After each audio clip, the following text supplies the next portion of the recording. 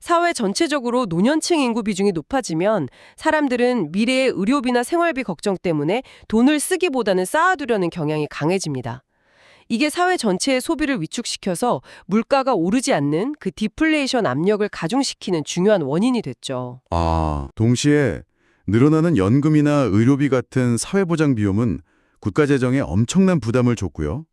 현재 일본의 정부 부채가 GDP의 2.5배를 넘어서 주요 선진국 중 압도적인 1위인 이유가 바로 여기에 있습니다.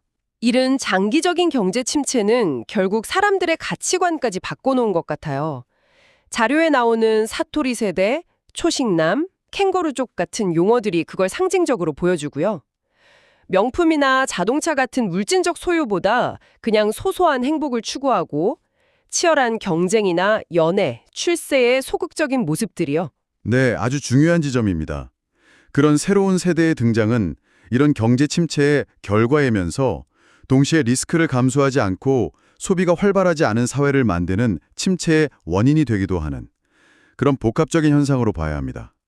자, 이렇게 좀비 경제, 디지털 지체, 인구 문제라는 삼중고에 갇혀서 끝이 보이지 않던 침체를 깨기 위해 일본 정부가 꺼내든 비장의 카드가 있었죠. 2012년에 등장한 아베노믹스입니다. 네, 당시 아베 신조 총리가 세계의 화살이라는 아주 강력한 슬로건을 내걸고 시작한 대규모 경제 부양책이었습니다. 첫 번째 화살은 중앙은행이 돈을 무제한으로 푸는 과감한 금융 완화. 두 번째는 정부가 대규모 공공사업 등으로 돈을 쓰는 기동적인 재정 정책. 그리고 마지막 세 번째가 가장 중요하다고 했던 성장 전략, 즉 구조개혁이었습니다. 자료들을 보니까 이 아베노믹스에 대한 평가는 정말 극과 극으로 갈리더라고요. 일단 긍정적인 평가부터 짚어볼까요? 우선 첫 번째 화살인 금융 완화의 효과는 확실했습니다. 엔화 가치가 크게 떨어지면서 수출 기업들의 실적이 엄청나게 좋아졌고요.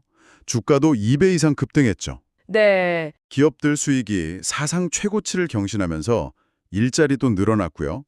아베노믹스 이전에 일본 기업들을 짓누른다고 했던 육중고 6가지 어려움 중에서도 특히 엔고 문제나 높은 법인세율 같은 것들은 상당 부분 해소되었다는 평가를 받습니다. 일단 분위기를 바꾸는 데는 성공했다. 이 말이군요. 하지만 비판도 만만치 않던데요. 특히 가장 중요하다고 했던 세 번째 화살이 관역을 빗나갔다는 지적이 많았어요. 맞습니다. 바로 그 구조개혁이 사실상 실패했다는 게 비판의 핵심입니다. 일본 경제의 고질병으로 꼽히던 종신고용이나 연공서열 같은 그 경직된 노동시장을 개혁하는 데는 거의 손을 대지 못했거든요.